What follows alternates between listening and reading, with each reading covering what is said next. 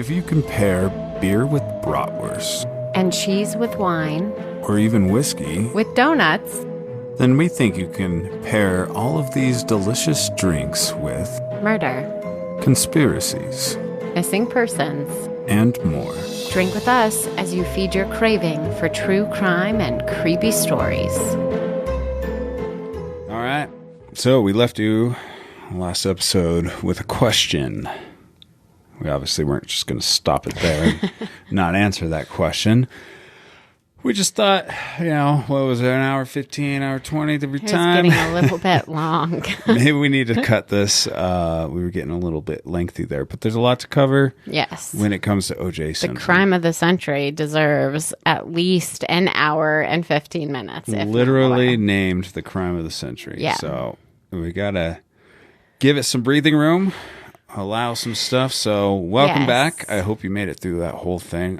I can't imagine that you didn't, because Catherine, your ability to put this story to us is truly remarkable. I find myself just like totally enthralled, and it's like the first time I'm hearing it, and I have heard the story so many freaking times. But you're brilliant with it. Thank you for doing that. We're still sipping the same thing. We're still pairing the same thing. Yes. Some orange vodjuicas. Yes. As Michael Scott would call them. The juice. We're sipping on the juice. Yes. Also known as screwdrivers, and what we'll call them from here on, the juice. Chase juice. So, all right. Let's go on. Okay. So in our last episode, we talked about how when OJ recalled the crimes in his hypothetical confession, the book called If I Did It, Confessions of a Killer, he named an accomplice, or if not an accomplice, somebody who was there with him that night at Bundy when he killed Nicole and Ronald. And he named this person Charlie.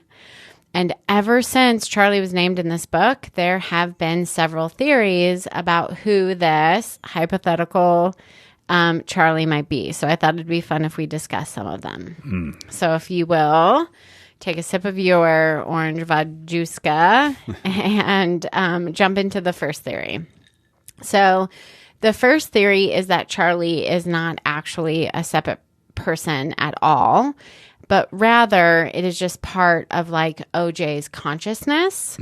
And this theory comes about because when OJ did interviews, even with his like ghostwriter for the book, he would often slip back and forth between talking about Charlie as a separate person and then talking in the first person. Really? And people also point to the fact that the way Charlie is described, it's almost as though Charlie is OJ's conscience, right? Constantly telling OJ that he needs to turn back, telling OJ that it's time to leave, being the thing that delivers the like murder weapon. It is like two sides to OJ. You have to leave. We got to go. Go home. Oh, we're doing this. Here's a knife. Yeah. Oh, I could see that. Remind us, where did he say he met Charlie? I know it was like at a club or something. No. So right? he says in If I Did It, he says that he met Charlie a few months before. Yeah. And then on a separate occasion, he went like clubbing with Charlie. And then he goes on to describe Charlie as somebody who is always happy, always laughing, always like in good spirits. Oh, wow. And does he say where he met Charlie? Nope. No. Okay. Interesting. Nope. I like that theory a lot. That's what most people subscribe to. And then there's a lack of any evidence from another person at the crime scene. Right. However, if Charlie is an actual person, in OJ's telling, Charlie does nothing except handle the murder weapon, which to this day has never been found. Ooh. So there wouldn't be evidence of Charlie. He just kind of is a bystander who like takes the journey with OJ from Rockingham to Bundy, like watches what he does, goes back to Rockingham, dispose of evidence, which still have like never been found. And so any like physical evidence from Charlie might not actually exist. Well, what's interesting is he says that Charlie parks down the street from his house. And maybe him and let's just, for conversation's sake, say that Charlie does exist. And he did meet him months before. And the only thing he says about what they've done is they've gone clubbing. Yeah. Maybe Charlie is kind of an underworld type person, doesn't want to be known by anybody. So obviously hanging out with somebody like OJ, you can become like where you're at, be known pretty easily. So he parks down the street. He is a great friend of OJ. For some reason, they just connect. And so he goes along with him on this journey. Even as I'm saying it, sounds far-fetched. What's kind of crazy is in If I Tell It, OJ he literally says something like, yeah, when I meet people, I always say, if you're in the area, you should stop by, with this undertone that OJ actually doesn't mean it.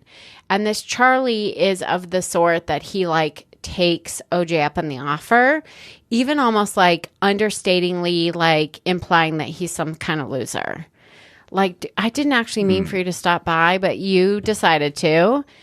And then you decided to tell me all this stuff about my ex-wife, Nicole. And he even says, like, I don't want to hear it. I don't want to hear it.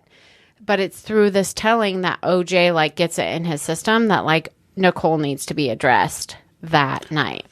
Did you check and see if anybody had checked on whether Nicole had actually gone on vacation recently? So there were several mentions of Nicole traveling to Mexico. This will come up later. On one such occasion, she actually goes on vacation with Kris Jenner and, oh my gosh, I want to call... Oh, her husband? Her Caitlyn Jenner, Bruce Jenner. Bruce. In Mexico. And they're all on vacation together, and that will come up later on a separate theory we're going to discuss. Oh, that's crazy. Because, oh, jeez, one of his attorneys. And we're going to talk about Rob in just a second, too. Yeah. Kris Jenner's ex-husband, Robert Kardashian. Yes. Okay. That family. Goodness. So moving on to the next theory. There is a theory that Charlie could actually represent OJ's son from his first marriage, Jason, who you tried to discuss at the very beginning of our previous episode. I just think Jason should be discussed before everyone else. Obviously, Jason. If this is the first or if these are the first episodes you've listened to, I did not introduce myself. My name is Jason. I did say Catherine's over there. And that's not. Also known as Katie. It's my legal name. It's not what I go by. Now, this theory comes from a private investigator who actually has been collecting evidence and conducting interviews since the very first few weeks after the murders took place. He believes that Jason Simpson had a much larger role in the murders than ever presented by law enforcement or the state of California. Now, this private investigator, his last name is Deer. Deer even believes that he himself is in possession of the murder weapon, which to this date has never actually been recovered. So this private investigator, Deer, was able to purchase items from a storage unit, which belonged to Jason Simpson. And that is where he came across this knife, which matches, according to Deer, the murder weapon. I remember that documentary we watched.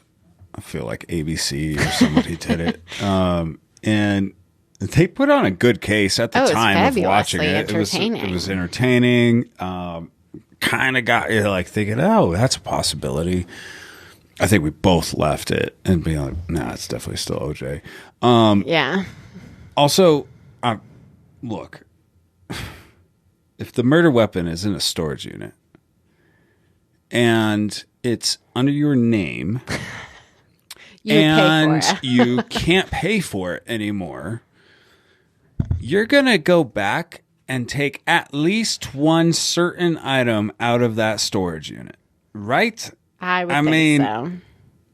Ridiculous that this dude just happens to find the murder weapon. Unless he doesn't know what's in there. I think he just bought it as it was. No, I know. Unless Jason doesn't know that's what's in there. Interesting. Because old Papa was like, I got to hide this thing somewhere. Charlie, go put it in Jason's storage. I know the code. Here it is. Blah, blah, blah. Interesting. Bada bing, bada boom. I didn't think about that. But I would also think that tests would have been done on whatever knife was found, and they've probably excluded it. Yeah, he's just saying that it just matches the weapon, right? Yeah. Unless you scrub all the DNA. Now he's 86 years old and just still believing that Jason had something to do with it. Just dedicated. Stick with it. Never give up. Never give up. There was one Reddit thread that actually, and it's Reddit, so take it for what it is.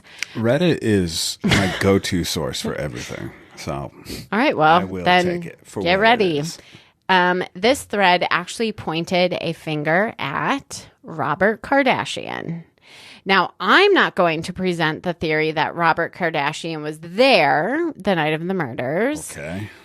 Because that's just too far-fetched for me. Yeah. But I want to discuss the theory in the sense that Kardashian could have some responsibility in removing bloody evidence from the Rockingham estate the morning OJ returned home from his Chicago trip, just like OJ asked Charlie to do. And in writing him as present at the murders, OJ was sending a message that once Kardashian became an accessory after the fact, he was actually legally culpable in the crimes. So the morning after the murders, when OJ returned to his Rockingham home, OJ gave Robert Kardashian an infamous Louis Vuitton bag, and it has long been speculated that that bag contained evidence of the crime. Kardashian himself. Where did the speculation come from? There's a video of it. Oh, okay. Kardashian himself, concerned that there was actual evidence in the bag, told Barbara Walters in an interview that he never looked in the bag. He refused to because he thought there was evidence. And so he himself didn't know what was inside the bag. Because it's plausible deniability, right? The second he knows there's evidence, he has a choice to make. He hides it and is legally responsible, or he turns it in. And so he simply never looked inside that bag. Where'd he hide it? Nobody, Months later, they're like, we turned the bag in and there was nothing in the bag. Did they turn the bag in? Months later.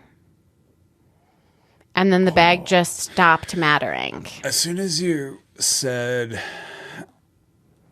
At first, I totally forgot about the Robert Kardashian connection, which I was like, what? All right, this is new. No, I do remember, because there was the video... Barbara Walters interview. That one is weird. It's just all the way around weird. And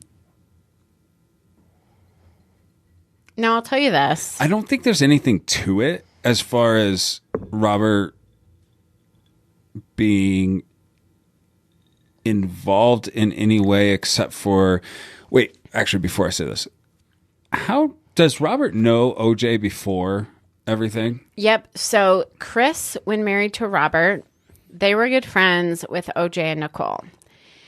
And during the trial, right, Robert Kardashian wasn't like an official attorney, but he kind of was an attorney. Robert didn't do criminal law. But he sat on the side of OJ Simpson while Kris Jenner, who is now married to Bruce Jenner, sat on Nicole's side. Yeah. And I'll tell you this, since then... Kim Kardashian has stated that she actually looked inside this bag and only saw clothes and toiletries and To give her some sort of credence, OJ did stay in her room at Robert's house after the murders. Did he ever say why he gave him a bag? Like, I mean, you don't just hand somebody a bag. Like, any friend of mine, I'm not just giving them a bag and then walking away. I will tell them, hey, will you take this bag? Nope. It's got this. Nope. I need you to do this. Or nope. Here's a bag. And to be honest, here's there was the also stuff I borrowed. Return to you. There was also a golf bag that I think was removed from the property that morning that has like never been accounted for. When you mentioned the golf, because he was getting his golf clubs ready for his trip, right? Yeah. That's a weird There one, were just some strange things that happened. Anyway. And maybe it's just part of the defense. Let's just make it all weird. Just stick with it, OJ. You'll come out going. Swimming. Okay. What is our phrase? I just said it. Never give up. Never give up, OJ. Never give up. All right. So this last theory comes from somebody that I love and I respect. Hold on. Robert Kardashian. It's not really a theory, though. It's more of like it's this the notion theory is that Robert he Kardashian disposed of evidence. OJ cover evidence, knowing that he did. Yes. And how did Robert die? He had cancer. Oh, that's right. Okay. Yes. So the government didn't kill him. Okay. Well, maybe they did because they allow all this stuff in the food and whatnot. Anyway. Okay. This is when my wife rolls her eyes at me. Like, any which way. Jason, come on. Let's stay on it. So now, this last theory, which I'm not presenting as an actual theory, I just want it to be something that we discuss, comes from somebody that I love and respect very much, who is a former law enforcement individual or officer. And he actually always said, even before the publication of If I Did It, that there was no way OJ could have committed the crimes by himself. And he thought that if the state of California charged OJ with an unknown accomplice, they would have been more successful. And through his knowing certain members of the LAPD at this time, through like drug and gang task force, like classes they took together, there was one name that was speculated to be OJ's accomplice. Now, I have to tell you, this person was my very first Raiders jersey ever. Marcus Allen. And my kids have all worn this jersey. And so I'm going to say I don't think he did it. But things are kind of interesting. Do you want to discuss with me for a little bit? Nah, let's go ahead and end it. Okay. Yes. So we first have to understand the relationship between Marcus Allen and OJ Simpson. Well, you mentioned Marcus before. Yeah, we're going to talk about his name being mentioned in the book several times. But let's just first talk about their friendship. So both OJ Simpson and Marcus Allen played for USC, the University of Southern California. Yeah. They were both running backs. They were both members of that 2,000-yard rushing club, and they both wore number 32. Oh, wow. They were, as one article put it, in the sense of like life in the 80s and the 90s, and they were boys. Yeah. Right? They were brothers. They were friends. Yeah. With their significant others, they hung out. Now, what's interesting is in If I Did It. Hold on. Are they known as like best friends? Yes. It is like known. People are just even then people are like, yes. Oh yeah, those two. Yes. Now in If I Did It, OJ Simpson doesn't drop a lot of names. When he mentions somebody by name, it seems as though he's casting blame on them. He mentions Ron Fishman, putting in his ear that like they don't know the half of what Nicole is doing, which gets him thinking the night of the murders. He mentions Robert Kardashian by name. And if he has asked Robert Kardashian to dispose of evidence, it makes sense that he would put him in his book. Oh, so in the book, does he mention giving the evidence to he mentions Kardashian? Something. Why would he mention Kardashian? No. He talks about giving him this bag. Yeah. And he like completely downplays it. but he never he's actually like, explains. people thought there was something in the bag. Yes, but why he even makes it very clear that it? Robert Kardashian took this bag. And he mentions Marcus Allen multiple times. The first time is in connection with that fight on New Year's. The second time he mentions Marcus Allen is after he's divorced Nicole. Marcus Allen comes to him and basically confesses that Marcus Allen and Nicole are having a romantic relationship. Ooh. Which is kind of interesting because as a narcissist like OJ Simpson, why are you drawing attention to the fact that your best friend is now sleeping with your ex-wife? And I mean, he would draw attention to it to maybe not put blame on Marcus, but put blame on Nicole. Like how pissed off he would be.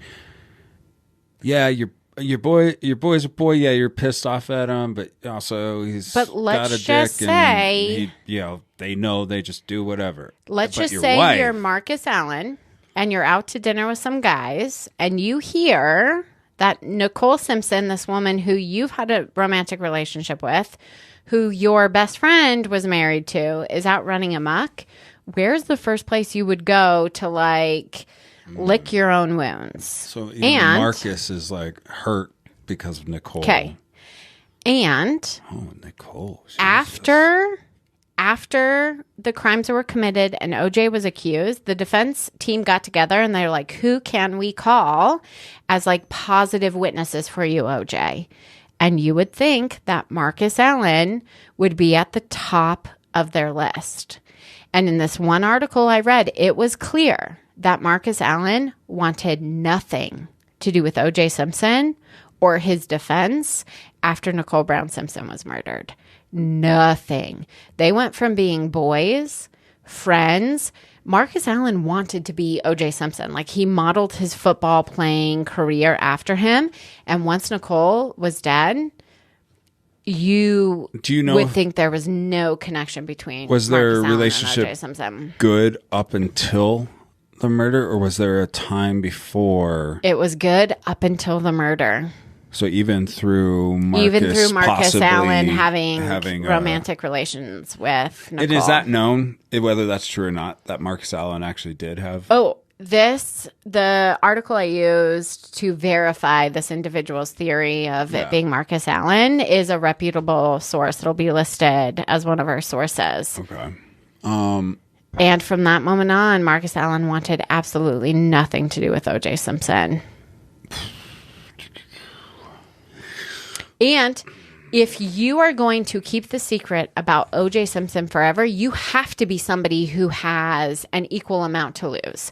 You're not going to be some humdrum that is a fan of OJ Simpson, because in that case, you're just going to spill the beans out of fear that you have to be somebody who will keep that secret till the day you die, because you have just as much to lose as OJ Simpson. This is where, all right, there's a couple holes to poke in the theory. Is one, if Marcus Allen was there, and he never spilled any beans, nor did OJ spill any beans about Marcus being there, then, and also this theory is kind of the whole theory of it couldn't have been just one person means the other person was involved is kind of the thought. I think there. the thinking is otherwise, at the initial attack, why couldn't it have been one person? If the other person wasn't helping, this person had to hold Ron Goldman back for those 15 or 20 seconds that OJ initially attacks Nicole. Unless Ron's not there yet. Correct. That's why it's just a theory. Yeah. So I just find it a very interesting topic. The holes I want to poke in it is that, and we by no means are accusing you, Marcus. I love you. Is he still alive? Yes. For some reason, I thought he died. One of the old Raiders passed away. Yeah, recently. who? Come on. Gosh. He also happened to act in one of my favorite movie franchises. Big dude. One of your favorite franchises? Yeah. He wasn't in Harry Potter, so. No, thank you. Come on. Carl Weathers played Apollo Creed. He was also a player for the Raiders. Weathers passed away. There's another Raiders that passed away too. Anyway. All right, we'll figure that out later. Okay. So if Marcus Allen was involved, whether it's just being there or actually involved, he's keeping the secret. OJ Simpson's keeping the secret. That means they would have had to talk about it in the car on the way back or at some point. And I'd imagine the point that would make the most sense is like in the car on the way back. And they pretty much have to say, something along the lines of, look, you had nothing to do with this. This is me. I will say nothing about you being here if you say nothing about this case. And the actions of OJ Simpson after the murders have no evidence that he had enough clarity or any of his actions, like up until he was fucking arrested. Mm-hmm. There's no evidence that he has enough clarity to even come up with something as clear as, Marcus, I love you, brother. I don't want you going down for this. I will say nothing about this as long as you say nothing about it. Like, for him to think that far ahead, like, I can't have my best friend, like, even a part of this. So that doesn't make sense. Now, the only thing that makes sense with Marcus, well, this is my whole, the other whole is for him to say, I want nothing to do with OJ Simpson, and refusing to stand trial with him is because he knew what OJ Simpson was capable of, because he knows OJ Simpson. So the individual that has always speculated this whole thing also told me that they don't think that OJ and Marcus committed these crimes together, that Marcus Allen actually continued to have a relationship with Nicole Brown. And when she was murdered, he truly believed OJ did it, and that's why he didn't want anything to do with it. And that's backed up at the end of this article. That the article finishes with, there's a good chance that Nicole and Marcus were continuing their relationship. And so Marcus chose her over OJ. And when she died, he truly believed OJ killed this woman that he was having a relationship with. Maybe it's the actual reason he murdered her. And Ron just happened to be. I feel bad for Ron. I mean, I feel bad for both of them. Because it's not Ron's not her lover, right? No, he's just a friend. No, and we don't even know if he was a friend. He said he knew the family, so he didn't want to serve them. What was he doing there? He was dropping off Juditha's sunglasses. Do you remember? Why am I not? He literally showed up. All right. Okay. He's screwdrivers have taken you. Yeah, no. I didn't connect this at the beginning before. No, he literally is wrong place, wrong time. He's not the waiter, is he? He's a server at the restaurant. He didn't serve them that night. He knew Nicole. Oh my gosh. Nobody has been able to prove that there was any relationship between the two other than like a cordial. I gotcha. For some reason, nope. I always have thought of Ron as her a good friend that they're just hanging out. Nope. I never realized he was just a server at the restaurant. Who showed up to drop off some glasses that were accidentally dropped by Judy. All right. So Juditha is the reason all of this happened. No. Now I started. Well, Juditha is the reason he's dead. Yeah. Absolutely. What a cunt. Just kidding. Oh my gosh. Just kidding. Now, I started our first episode with a quote by OJ Simpson. In America, you get the justice you can afford. And in like manner, I want to end this episode with one. OJ once said, "The only thing that endures is character. Fame and wealth, all that is an illusion. All that endures is character." And I have to say, OJ, you're 100% correct. And the world absolutely knows your character. Yeah, your Twitter profile proves it. Every time. Or the double murder. Well, no, I mean, they know his character even after. Because he just would go on like he never did it and tweet out there into the world. And or it was the funnest thing to read. Because he, tweets something about a game that just happened. It was usually sports related. OJ. And you could have had it all. Every comment is... It actually, there was a lot of very clever ones that would play on words that he said and tie it into murdering somebody. It was pretty entertaining. But yeah, nobody, I don't know. I don't think there's anybody out there that doesn't think he did it. So I tried to find this clip because my source and I had a conversation a few days ago about this episode. And he said he was watching live when Marcus Allen was interviewing Terrell Davis, who was a running back for the Denver Broncos, who's a very successful running back. And Marcus Allen said something to the effect of, how does it feel to join the ranks of me and of OJ Simpson? And this person emphatically said that Terrell Davis said, I don't want to be connected to you or OJ Simpson. But I couldn't find that clip anywhere. Whoa. Yeah. So maybe it's true, maybe it's not. The source can embellish. But I'm also very shocked by the very truthful things this source knows. And I know from the time when I was a little kid, they constantly talked about how it was OJ and Marcus. And people knew it was OJ and Marcus. And I don't think it was. Your source, my jersey is literally still, my teeny tiny 32 jersey is still upstairs. Yeah, drives me nuts. So, your source says the most radical things, but I haven't found a lie yet. That's what. Anyhow, anyway, there's some things I cannot verify, but I have not found a lie yet, and there's. Like, when I find out something's actually true, he said, I'm like, what the?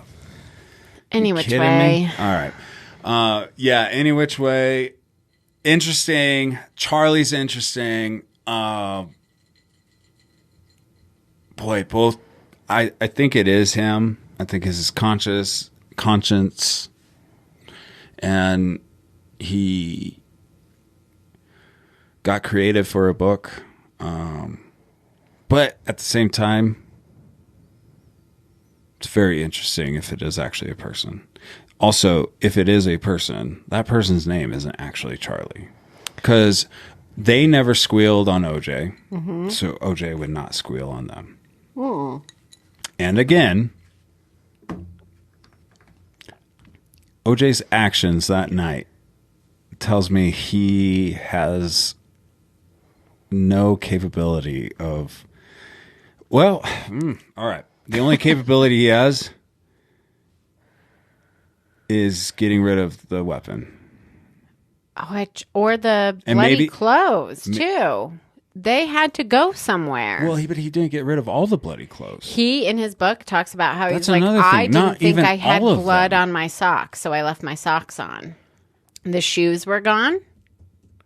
Oh, but he does say, I took my shoes off right away. Is he could not have, unless they were in the Louis Vuitton bag. I don't know. He did it. I don't care to figure it out. No, but why on the way home can't he just stop at a dumpster and dump everything into it?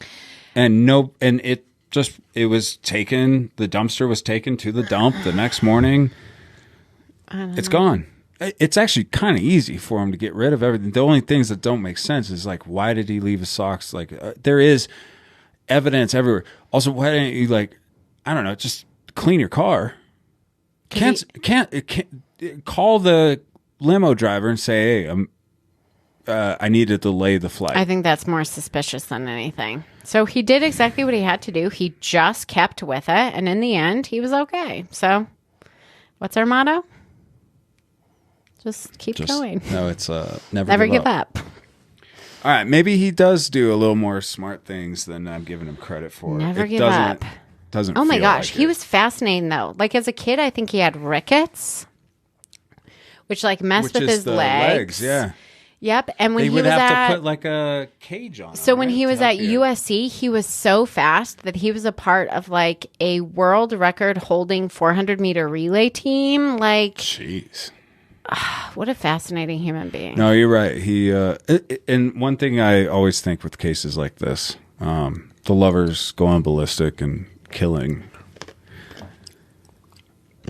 Boy, it's just strange what love and jealousy and this feeling of if I can't have it, nobody can, and what it makes people do. It makes no sense. Like he could have just moved on with his life. Yeah, and been just fine. Left Paula her was alone. an attractive human being. Apparently, there was a Raiders cheerleader who now knew he was free. Right. Called her that Come night. on, OJ, move it on. Could have just Also, been leave fine. the Raiders alone. Jeez, why do you have to talk about them so much? Get out. He lives where they were. Actually, I think they might have been there at that time. I named them Did you? the Los Angeles Raiders because they were playing in LA at the time. It was like 2 or 3 years they were there. It was like 89 to 90 something. It was significant. Anyway, that's our story about OJ. All right. Thanks for listening. Cheers to y'all. We're going to go drink some more screwdrivers. Orange Bajuskas. The juice. OJ's juice. We're going to go drink OJ's juice. Yeah. That's what she said. All right. Later. Thanks for listening.